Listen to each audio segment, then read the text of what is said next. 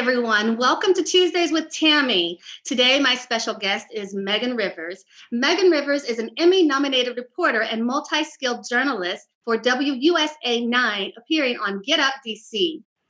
Megan comes from Claflin University, where she has just recently been awarded the Outstanding Leaders Under 40 Award. So thank you for joining me, Megan. How are you today?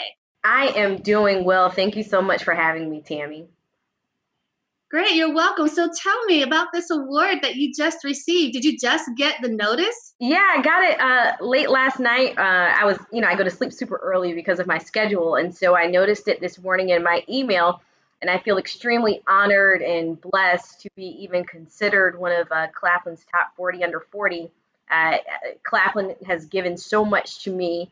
I was a member of their honors college program, the Alice Carson Tisdale Honors College Program. And Mrs. Tisdale instilled in us, to whom much is given, much is required. And I have carried that with me every day. She gave us the Dr. Seuss book, Oh, the Places That You'll Go. And, it seems kind of like, why are they giving you a kid's book when you get to college? But all the places we have gone since those days. And so I feel so blessed to be able to be one of the people who will be recognized with that honor.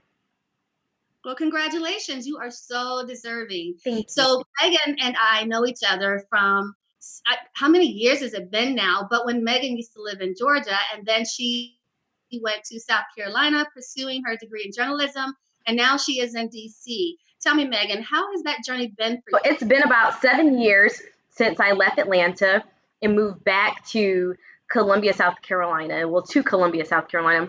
I'm from that area. And I went to be a news producer at News 19 WLTX in Columbia, and it has been a whirlwind and an adventure ever since then. I held multiple positions at that station, everything from weekend producer to assignment editor, morning producer, 7 p.m. producer, digital producer, fill-in MMJ, which is also a reporter. And I was there for about 3.5 years. And when that contract ended, I moved to Charleston, South Carolina, and I was a morning reporter there, a night side reporter for about 1.5 years. And then once I got tired of being the night side reporter, the traffic anchor position opened up. And so I was the traffic anchor there. And then that opened the door to filling in on the anchor desk as one of the morning anchors. And then also hosting on the lifestyle show that they had called Low Country Live. So my career just kind of just went up when I took that traffic position. And then after about 1.5 years or so of doing traffic, I moved on and I applied for a position at the CBS affiliate in Washington, D.C., WUSA9. And I've been here since late December, as a morning reporter. Okay, very nice. So late December, that means you've only been there a couple of months before everything had to start shutting down. I know. Of course. So has that been difficult for you? For example, I know that you're able to work from home because you guys are, filming from home now. But how difficult has that been for you mentally and emotionally, being, shut off from everybody physically? Yeah, I was telling someone yesterday that I haven't seen a person I know personally in weeks.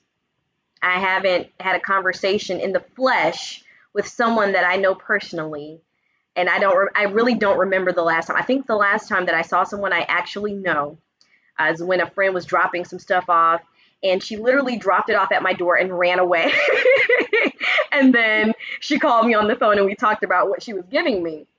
And so it has been challenging, to say the least, because I moved to a new city. I was ready to explore. I have a lot of friends and cousins in the area. And the whole thing was, we'll do that when it gets warm. Well, Right. It's warmer. And now we can't do it. And so that's been kind of sad. But I do feel very blessed to still be employed during this time, because I know so many people, they're not just working from home, they're not working at all. And so the fact that I'm able to still be employed and still be able to do what it is that I love to do, what I came here to do, if if this is a sacrifice that I have to make, then I'm willing to do it. You know what I mean? I know what you mean. Yes, exactly. And so, with that being said, what are some of the things that you guys are seeing in DC? For example, you probably know this, but Georgia is reopening tomorrow. Thank you to Governor Kemp. Is DC reopening tomorrow? No, no, no. DC, the DMV area will not be opening for quite some time. You know, we're broken down into many regions. And so Virginia has their own stay at home orders that are in place until June 10th. Maryland is, I believe, I can't remember the exact date, but it's not until May. DC is not until May. School is, for most of the region, has been suspended for the rest of the year. So they'll be doing distance learning. And so while it's taken an emotional and mental toll on me, I can only imagine for parents what that looks like. And so, you know, kudos to our leaders for recognizing that we do need to continue to practice social distancing. We are still having numbers constantly on the incline. We are not on a decline at all. And so because we're still having more and more people test positive for the coronavirus, it just doesn't seem like the most logical decision to make to go ahead and reopen the region. If this region were to collapse, it would have an effect on everyone. I mean, just think about all the federal jobs in this area. The nation's economy really has a lot to do with the DMV. In particular, Prince George's County in Maryland has some of the highest cases in the state of Maryland. And a lot of those people are federal workers who travel into DC every day. So imagine if all of those people were then to get into those buildings and come together. It could be catastrophic for any kind of entity where, you know, you have more than 50 people or more than 10 people in office spaces and call centers together. So kudos to our leaders for keeping us closed a little bit longer and to see what this virus will do and the impacts it can have on us health-wise. While I know that we're all itching to get back outside, I just, you know, me personally, I just think it's, you know, our leaders are making good decisions and keeping us under those stay-at-home orders a little bit longer. Yes, kudos to them. I wish I could say the same here. So I also read that I read an article somewhere where there was going to be some at-home testing becoming available soon. What do you know about that? I don't know a whole lot about the at-home testing that's going to become available, but I do know that in Maryland, in particular, Governor Hogan secured 500,000 tests. He and his wife were able to do that. His wife is of Korean heritage, and she was able to use her connections to secure 500,000 tests for this region. And so that's huge to increase testing because testing will be imperative to kind of understand what, you know, the situation is here. You know, they always say that you're supposed to choose your mate wisely. Well, Governor Hogan, job well done, you know? Yes, definitely. And I know that there's a lot of homeless on the streets everywhere in the country. As a reporter in the DC area, before you had to kind of shelter in and report from home, what had you seen or experienced in the way of the homelessness in DC, and how do you think they are being affected? Like, are there is there anything in place to kind of help them more than there has been before? Well, it's a tricky situation. So the homeless population is alive and well here, and I was able to do a story actually with a group of people who were going out and doing screenings on the homeless population, and so they were screening to see if you had like a fever or if your blood pressure was elevated, things like that. Then that would then determine if you needed to be tested. If you had any symptoms, that would then require you to be tested. But the problem is that our shelters are full every night. There's a DC shelter that has over 1,000 beds in it, and that place is full every night. So social distancing is almost impossible for those who are experiencing homelessness right now. So I know that there's still, you know, measures in place to try to help that demographic of people, but it is tough on them. Yes. Wow, that's very tough. And how is your family doing with their protective gear, staying at home in like the other states? Yeah, so my sister's in Virginia, not Virginia. She's in North Carolina, in Raleigh, North Carolina. She has a family, 2 children and a husband, and so they're she's going crazy, I think, with her kids at home. They're 2 and 3, so they don't stop talking and making noise. So I'm sure she is wishing that she might have had them a little more spaced out now. But she's doing okay. My parents are in South Carolina. They're in a rural area.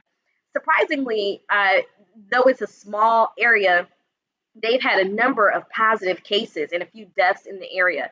And so they're staying at home. They're, boomers, baby boomers entering that scene. Well, my dad is a senior citizen and my mother is on the cusp of being a senior citizen as well. And so they are just staying at home. They're not going out unless they absolutely have to, because they're in that population who at one point seemed more seemed like they were the population that was easily able to contract the coronavirus. Couldn't get the word out. It's been an early morning, but and so they're staying in place just to make sure that they stay safe. And so for us, it's kind of tough because we're all spaced out. We're not near each other, so I can't go home. I don't want to, I'm in a region where it's been kind of running rampant and cases are popping up. And because I still do have to go to the grocery store, once every week or 2 weeks or so, I don't know what I'm coming in contact with. So I don't want to go home and potentially take that to my parents. Exactly. Have you guys done any family Zoom calls? Oh, we do group FaceTimes like every other day. So, and I FaceTime my niece and my nephew and my sister multiple times a day. I FaceTime my mom and dad, every day as well. And then when we get, a little lonely, we do a group FaceTime. Everybody has iPhones now, so we do the group FaceTime with each other. Yes. Well, I'm discovering that it feels to me as if the coronavirus is closing in. Like it's getting closer and closer to my circle of people. And what I mean by that is that, sorry, I had to adjust something on the computer popping up. But what I mean by that is I'm starting to hear names of people who are testing positive, who are passing away, that I know personally. And now that I'm starting to hear that, it really feels like it's just closing in on me. Have you been affected in any way by feeling the same way, as if it's getting closer and closer to you? Oh, it doesn't feel like it's getting closer to me. It is close to me. I've had multiple friends who've been diagnosed with the coronavirus. A really good friend of mine, his grandmother passed away from the coronavirus. I had another friend who had a very mild case of it, and so didn't have a whole lot of the symptoms that would prompt him to go to the emergency room. But I had another friend who had a very violent case of it, and it explained it to me how it was the most scariest time of his life. And he had all the symptoms and side effects from the coronavirus. And, he is just happy to be alive. So knowing people, actually, one of my sorority sisters, my line sister, her father passed away from complications with the coronavirus yesterday. And so it is not getting close to home. It is, in fact, very close to home for me. And so these are people of all ages and multiple ethnicities. And so it's not, a specific to one group of people. It is literally impacting anyone who is a living, breathing human. Right. The coronavirus is not sparing anybody or anything.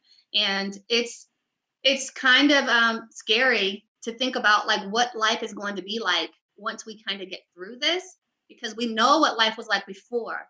And I believe all of us in some form or fashion probably took it for granted. But to think like right now, I'm literally cleaning the mail when I take it out of the mailbox. I'm spraying it down with Lysol, I'm wearing rubber gloves. It lays out in the sun on the porch for a couple of hours. Then I bring it in. That's probably going to continue for a long time, and it's really disconcerting on what our future looks like. Now, one positive that I'm getting from this is I feel like the earth is doing a reset. I don't know if you've thought much about that, or had any conversations with any people about the environment, but I really feel like the earth is getting a reset, and I actually love that part of it. I'm hearing and seeing stories of animals, peering into windows, because we're in the cages now, walking the streets. The air is cleaner and fresher. The water is clearer. What have you discovered personally with the environment shifting? Yeah, well, a couple of points to what you just said. So our normal, we won't go back to that. I don't really see us going back to what was our normal before this. I mean, in this area, in the DMV, you cannot go into a store without a mask on. And I never thought I would see the day. So it kind of looks like everybody's getting ready to rob the store because everyone has these masks on their faces now. And so that normal that we once knew, I believe, is forever gone. And then also, as far as the environment is concerned, we just had World Earth Day, and I saw the same stories, similar stories that you were just speaking about how nature is somewhat thriving because we're all inside. The air quality in the DMV has gotten so much better because there are no cars on the road. We have a traffic anchor who's now turned back to full time reporting because there's no traffic to report. And so I do think that this has been beneficial in many ways to the earth. And hopefully, we won't take Mother Earth for granted anymore. And, it needed this. Though it may be torturous for us, the earth needed this. Yes, they definitely needed this. We actually needed this too because I also believe that it's creating space for families to have more of a time to bond, to become more creative with one another. It's creating space for creatives to be creative because they've just been in the hustle and bustle of going to work, coming home, eating, sleeping, maybe doing friendship time with someone. But we're forced to stay inside and become more creative. So we're writing more, we're creating more. I think that's a wonderful thing too. So mentally, I believe if people look at it from more of a positive perspective in that manner, the staying in won't feel so suffocating. Because I know there's a lot of people who are totally on board with like, let us out now. And it's like, really, come on, don't you care about yourself? Don't you care about the other people around you? Because there's so much that is unknown. We don't know how we're transferring it to people 100%. We have an idea, but it's not confirmed. So, and you mentioned something about everybody's wearing masks, and that takes me to something else that I just thought of. What are your thoughts on people wearing masks, specifically African American men having to wear masks going into establishments, just walking on the streets? Is there any fear that they are going to be harassed more because they're wearing masks? What are your thoughts on that? Well, I can't speak directly for African American men. I can only speak about the ones that I've discussed this with, and it does bring them some concern. They are taking like a slight pause and thinking like, hey, well, what kind of mask should I get that makes me quote unquote look less threatening? It's unfortunate that they even have to have that thought, you know. But that's the world that we live in, and that's how they feel. And I can understand to a certain extent that they do carry that concern and that fear with how they will be received with these masks on, especially our taller brothers. One of my close friends is a 6'5" black guy. And to me, he doesn't look threatening at all. I would walk on the same side of the street with him. I wouldn't flinch if I saw him. But I know everyone doesn't respond to him the same way that I do. And so that's unfortunate. So I do know from my male friends, they do have some concerns about that. But then also, they're concerned with living. And so if this mask is going to keep them safe and protect them from, contracting a virus, then that's what they will do. And not, I mean, in all honesty, it's a requirement now. They don't really have a choice. So they are trying to stick to some of those medical masks. So it's obvious what they're wearing. It's not like a bandana that's turned into a mask or something like that that's covering their face.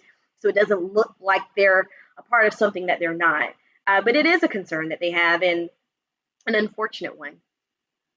Yes, I agree. It is unfortunate, and it's just really sad that they even have to consider like, how am I going to be received when I walk into some place if my nose and my mouth is covered up, and all you can see are their eyes and their frame. So, but I'm pretty sure there's not many other people who have to worry as much as they do, and my heart goes out to them for that because I hate that they're perceived as such a threatening source.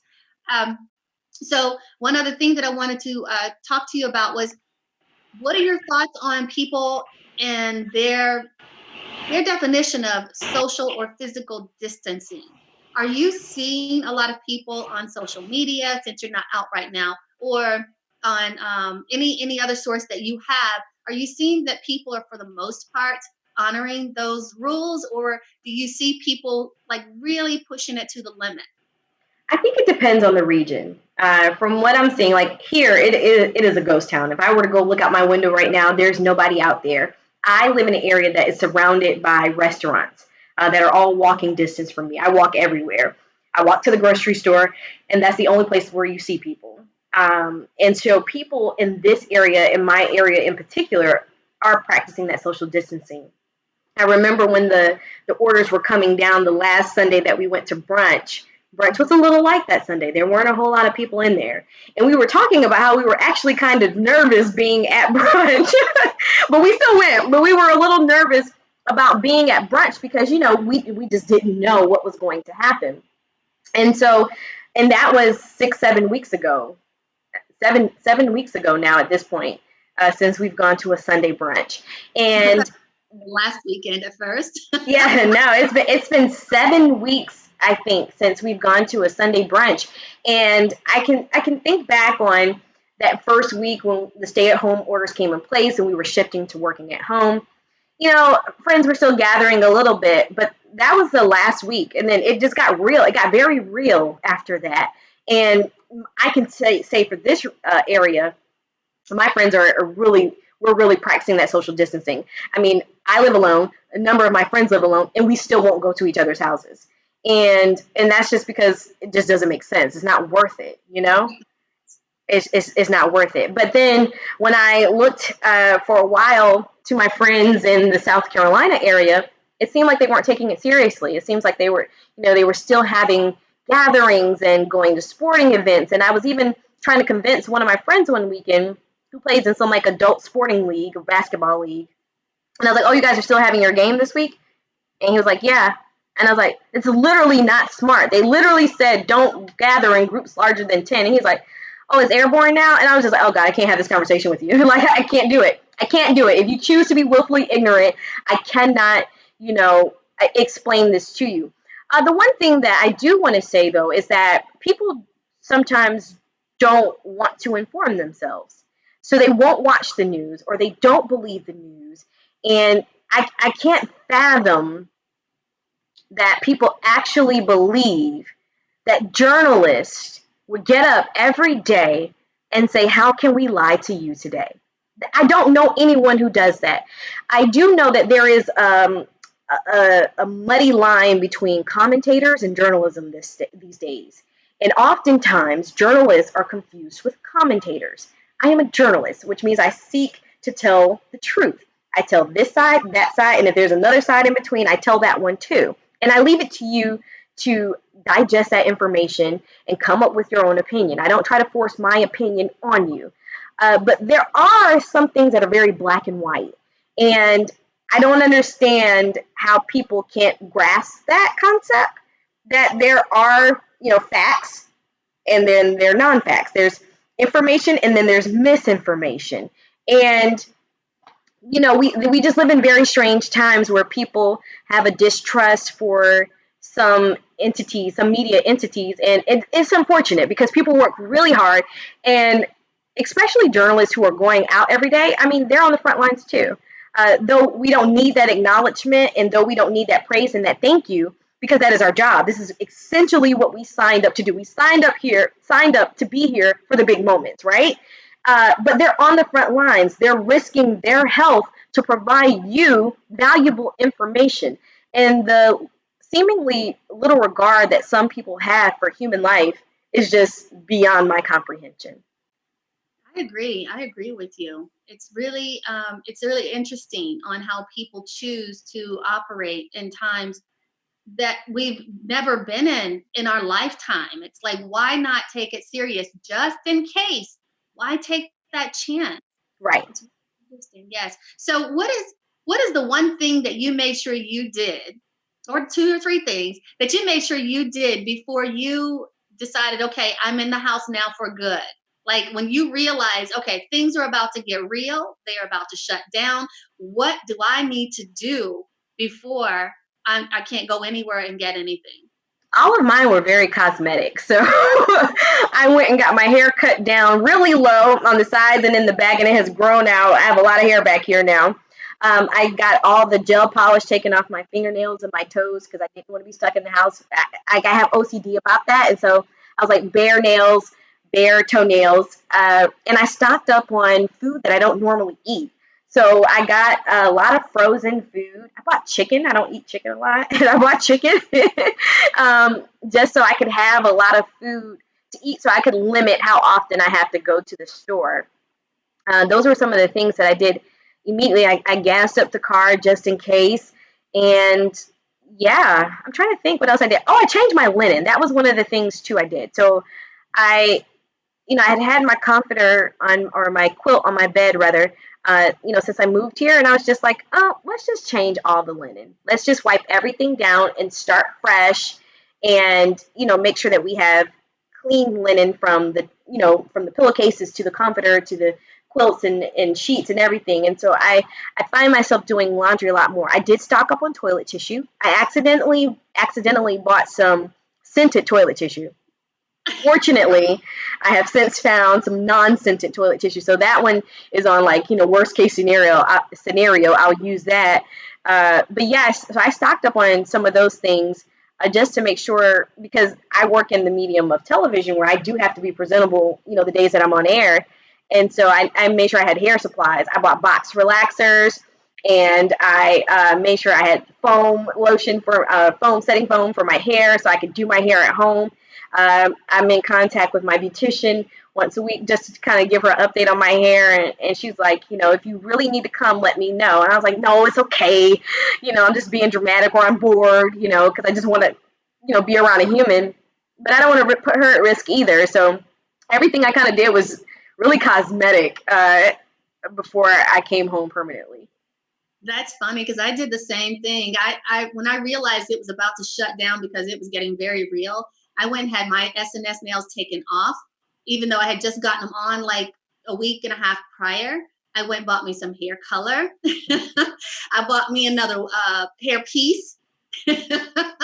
And what else did I do? I created a Zen area for a room in my basement because I knew staying home with the family 24/7, I was going to need an escape, a place to escape. I also set up things because I was going to be doing telehealth with my therapy clients. So I wanted to make sure that I had a space that looked inviting and felt inviting so that it would give me peace when I'm there. And what else did I do? I gassed up as well and bought a bunch of food that, I probably shouldn't be eating, but I bought it anyway, just because, who knows how long we're going to be in here. So I did a lot of the same things, and it was cosmetic. And yes, I'm ready. So I'm good for another couple of months. And I just discovered, well, I didn't just discover it. I finally broke down and decided to use it, was Instacart. Okay. Order groceries, and our first delivery is coming today. So when I did that last night, I was just like, wow, this is nice. I don't have to go into the grocery store, and I go to Costco. So yeah, we're set for a while. Yeah, no, I haven't gotten the grocery deliveries yet. And I've used those services before, especially when I was living in Charleston. My sister and I were living in Charleston at the same time. And so we had an arrangement. At one point, I would go to her house. Like, she would buy groceries. I would come cook. And I would cook enough for me and her family. And that was our arrangement. And so she was really big on getting the groceries delivered. But because that's the one outing that I do take, I haven't elected to get my groceries delivered yet. And then also because I just rather pick out my own stuff. Sometimes they do a really, really good job of picking out, like your best meats and produce. And then sometimes it's like, would you give this to yourself? Would you give this to your family? So I do still go to the grocery store right now. But yeah, getting those groceries delivered, you probably won't turn back after this. I can tell you that now. I hear, but I'm like you. I just couldn't fathom having someone else pick things out for me. And I did choose things that were in bags versus open, like broccoli. Normally I would get the broccoli that's open, but I always look over it. So I just chose the broccoli in the bag. I even look over that too, though. But on the notes, I said, please check expiration dates of all the perishables. please please prevent bread from being smashed. Oh, they're good with that. Your eggs won't be broken, your bread won't be smashed, but you might have some bananas that were on their last shelf day, you know? Okay, well, anyways, this will be my first experience. We'll see if I go back or not. But anyways, thank you so much for taking out time to talk to me, because I know you get up super early in the morning to Yeah. your job. Like what, 4 in the morning? Oh, I wish.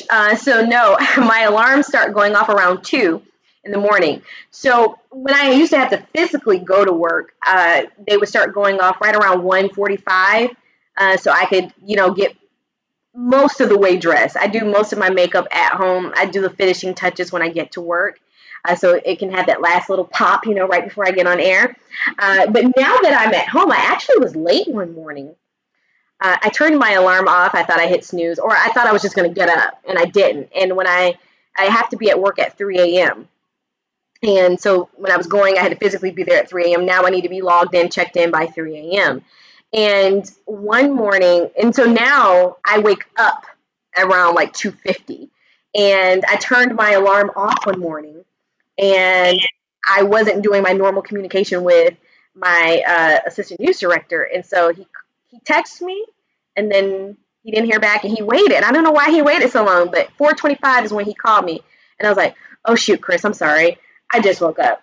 And so I missed my first hit, but I was there for the second one. But yeah, and so I've been late, and all I had to do was walk 7 steps from the bedroom to the kitchen table, and I've managed to be late. But that was a one-time thing. I haven't been late since. I've managed to be on time every day since then. But it has definitely changed all of my routines, even like, just how I work. At first, I finally have gotten into a pretty good groove with work.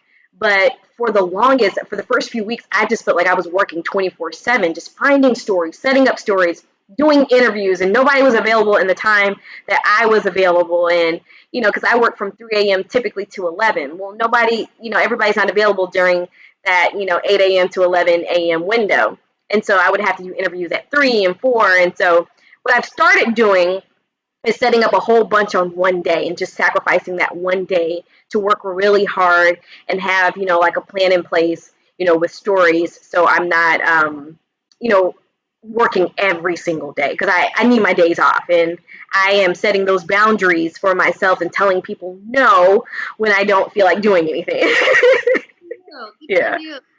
Boundaries are so important, and clear boundaries even more important. And the fact that you're setting boundaries says so much. So I feel like you are definitely well grounded, well balanced, and I think that it's great to see you in your element, because you are so good at it. And so I wish you well with everything. Again, I know how busy you are, so thank you so much for taking time to talk to me and share your life and what's going on and your thoughts with everyone. No problem. Thank you so much for having me too. You're welcome. So before we go, why don't you share where people can find you so that they can follow you on your social media platforms? Oh, yeah. So you can always tune in on Facebook. It's Megan Rivers. If you type in the search bar Megan Rivers 4, my page will pop up. On Instagram is Megan the Woman. It's going to forever be Megan the Woman. I keep thinking about changing it to something quote unquote more professional, but that's just who I am. So Megan the Woman, you get a little bit more lax version of me there, but still some news, but a little bit more fun as well. And then on Twitter at Meg M. Rivers. All right, great. Thank you so much, Megan. No problem. If you'd like to be a guest on Tuesdays with Tammy, please contact me at www.tammyvaughn.com.